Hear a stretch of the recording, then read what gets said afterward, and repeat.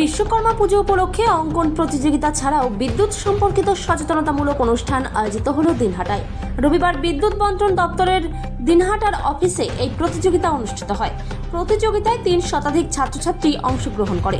বিদ্যুৎ বন্টন দপ্তর সূত্রে জানা গিয়েছে, বিশ্বকর্মা পুজো উপলক্ষে প্রতি বছর নানা অনুষ্ঠানের আয়োজন করা হয়। তারই অঙ্গ হিসেবে এদিন অঙ্কন প্রতিযোগিতা অনুষ্ঠিত হয়। পাশাপাশি প্রতিযোগিতায় অংশ নেওয়া ছাত্রছাত্রীদের অভিভাবকদের মধ্যে বিদ্যুৎ ব্যবহার থেকে শুরু করে কি কি সতর্কতা অবলম্বন করা উচিত সে সম্পর্কেও তাদেরকে সচেতন করা হয়। দপ্তরের ডিভিশনাল ম্যানেজার কল্যাণ বর সরকার জানিয়েছেন, গত কয়েক বছর ধরে পুজো উপলক্ষে নানা অনুষ্ঠান হয়ে থাকে। রিক্রিয়েশন ক্লাবের উদ্যোগে এবছরও অঙ্কন প্রতিযোগিতায় ৩ শতাধিক ছাত্রছাত্রী অংশ নেয়। এদিন অভিভাবকদের বিদ্যুৎ সংক্রান্ত বিভিন্ন দিক নিয়ে সচেতনতা আলোচনা অনুষ্ঠিত হয়। বছর ধরে এটা করে যাচ্ছে। আমাদের বিশ্বকর্মা পুজো আমাদের রিক্রিয়েশন ক্লাবের তরফ থেকে আয়োজন করা হয় এবং বিশ্বকর্মা পুজোর আগে আমরা এরকম লাস্ট 2-3 বছর ধরে একটা বাচ্চাদের নিয়ে একটা অঙ্কন প্রতিযোগিতার আয়োজন করে থাকি।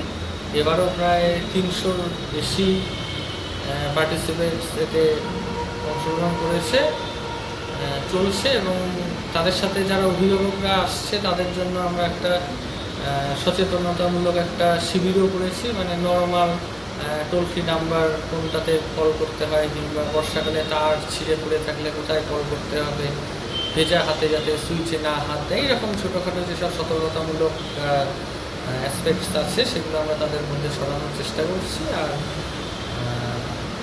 অঙ্কন প্রতিযোগিতা এখনও চলছে।